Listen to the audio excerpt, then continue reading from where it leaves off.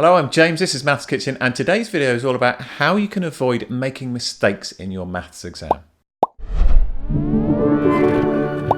So this is the 5th episode in my 20-week series showing you how to be successful in your Maths GCSE exam. If you haven't seen the earlier episodes, do go and have a look at those and then come back and watch this one. As I said, this one is all about how you can avoid making mistakes in that exam.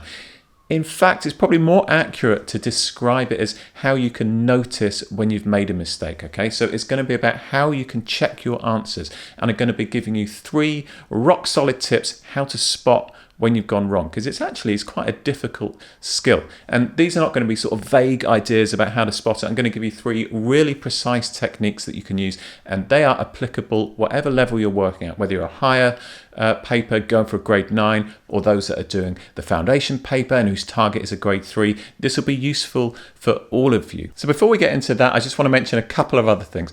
First of all, huge thank you to anyone that's been over to our website, mathskitchen.com. That is run by me and another maths teacher, and we have had thousands of users in the last few weeks. So massive thank you if you're one of those. And lots of people are leaving comments on the website, or they're emailing us, they're leaving comments under these videos, on Twitter, all over the place, telling us the bits that they love about the site, but also telling us it would be great if you could add this, or it would be great if you changed this bit. All sorts of stuff like that, and it's just incredibly useful for us. So if you haven't been on the site, please get over there, have a look. If you are signing up now, this is January 2020, it is free and it will remain free right through to your GCSE exams. If you're watching this video a little bit later, there will still be loads of stuff over at the site that is free, but you will probably have to pay to access some bits of the site. But as I say, please keep leaving comments. It's so useful for us to know which bits you find useful and the ways in which you want us to improve the site. And the other thing, before I get into today's tips, is a quick recap of where we are at in the series. So just a reminder, the first one was all about mock exams and using those to pick up on any silly little mistakes that you sometimes make in exams, as we all do. And today's video follows on perfectly from that. The other thing from the mocks is using them to identify some useful areas for you to work on. Then the second one, we have also looked at how often you should be revising, and we talked about working little and often. If you can be practicing your maths every single day, or 5 days a week for sort of 10 or 20 minutes at a time, that is a great place to be at the moment. And then we also looked at how you can keep yourself motivated. We talk about how the Maths Kitchen website could help you with that, but actually also a really effective way is just a really simple tick chart to help you keep yourself working every day and to sort of give yourself a really quick and easy way of rewarding yourself for that. Okay, that brings us up to date. So these 3 tips then. So tip number 1 is all about how you can check your working when you are solving an equation, whether it's a really simple equation or a more complicated quadratic equation or something like that. Let me go through a specific example to show you what I mean. So this first one, solve the following equation, x add 4 is equal to 99. Well, let's say that I've worked this out right. I'm going to add 4 to both sides there, so x must be 103. Now, the way we're going to check whether we've got equations correct is by substituting our answer back into the equation. So if we're saying that x is equal to 103, then 103, which is x, add 4, should be equal to 99. Which is not, is it? 103 add 4 is 107. So we've gone wrong somewhere. And of course, all I did was I added 4 instead of subtracting 4. But this is just to illustrate, the way that this shows up where you've gone wrong. Okay, so with equations, all you've got to do is substitute back in. Let's just correct this then before I move on. So I should have subtracted 4 from both sides. That would make x equal to 95. Let's just double check. If x is 95, 95, add 4. Should equal 99, and it does, doesn't it? 95 add 4 is 99. Now, what about if we had a slightly harder example? Let's look at a quadratic equation. Okay, so I know that I need to factorize this to solve it. I'm looking for a pair of numbers. So I've got x. It's going to be in 2 sets of brackets. It's going to factorize to 2 sets of brackets. And I'm looking for a pair of numbers that add to 11 and multiply to 24. That's going to be 3 and 8. So I've got x add 3 and x add 8. Okay, so my solutions are x is equal to 3 or x is equal to 8. Let's double check whether we've got those correct, and we'll just use the exact same technique. We will substitute into this equation. So if x was 3, x squared, 3 would be 3 squared. We're going to replace x with 3. And then I would add 11x, 11 times 3. And then I would add 24. And if I've done this correctly, it should equal 0.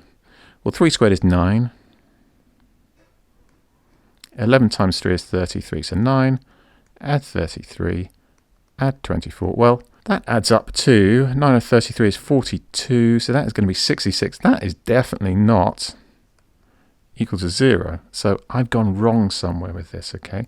And this is a common mistake I see people do quite often, which is that the answer, the solution to this equation, is not just those numbers that you have in the bracket, okay? The correct solution is that x will be equal to -3 or -8, okay? And we can check that by substituting those numbers, or even, for the moment, I'll just substitute one of them back in. But by substituting one of those back into this equation, it should equal 0. So if -3 was x, we would have -3 squared, add 11 times -3, add 24. So -3 squared is 9. 11 times -3 is -33. So 9, take away 33. That gives me -24. Add 24, and that does equal 0. So we know that that must be correct. The second tip is all about situations where it's really useful to go back and read the question to make sure that you've answered the correct thing. Okay, sometimes we misinterpret questions, and it happens. As I say, these mistakes still happen to me. I've been teaching for 15 years as a maths teacher, and I still do it. And that's fine as long as you've got a method to make sure that you are checking that you've answered the right thing. So let me go through a specific example to show you what I mean about this. So this question is all about probability. A coin lands on tails 200 times. The relative frequency of tails is 0.4. Work out the number of times the coin was thrown.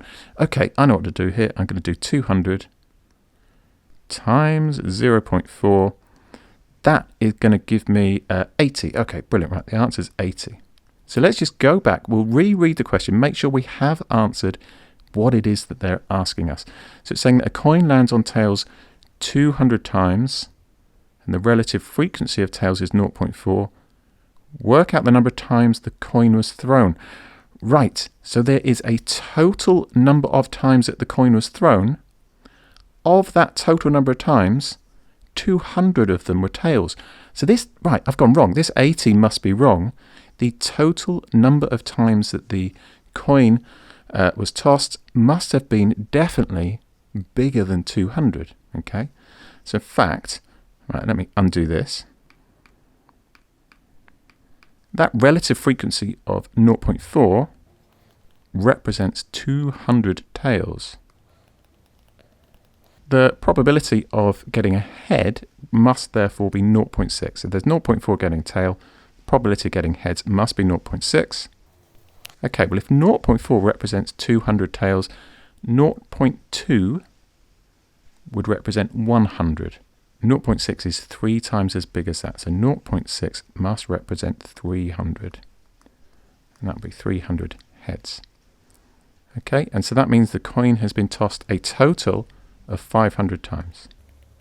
And the final tip is about making sure you haven't done something, really obviously wrong.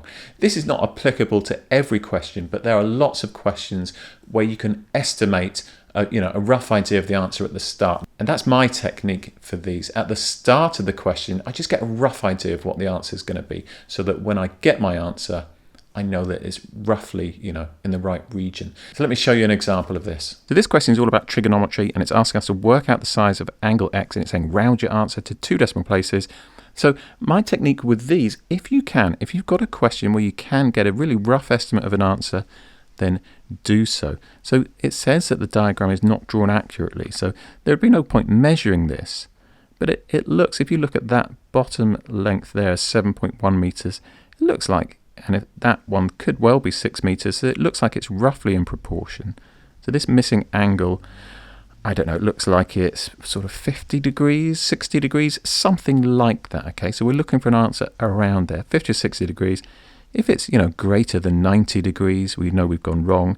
if we end up with something like 10 degrees or something, we know we've gone wrong as well. Okay, so I'm going to label the triangle. So this side here is the hypotenuse. It's opposite my right angle. This is the adjacent. It's next to the angle in question, that x. This is opposite the angle.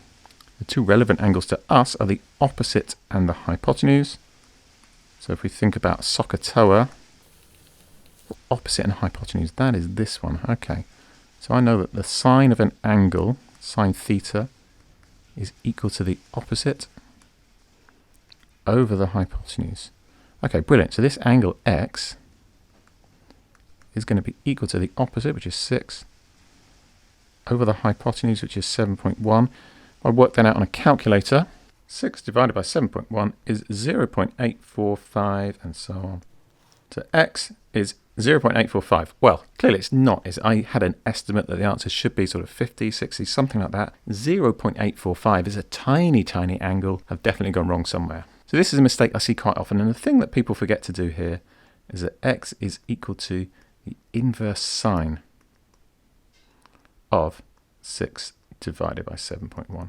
So I type that into my calculator, and that is 57.68 if I round that to 2 decimal places. That sounds much more like it. That's the sort of thing I was estimating that it would be. So I'm much more confident now that I've got that correct. So there you go, 3 tips on how to deal with making mistakes in the exam. As I always say, do keep practicing. That is really where the success will come from. Keep practicing regularly, little and often. You can do that over at my website. Of course, I've left a link to that in the description below. But there's loads of other places you can do that, and I've mentioned some of those in my previous videos. So do check some of those out if you haven't already done so. Thank you very, very much for joining me today, and I look forward to seeing you in a future video.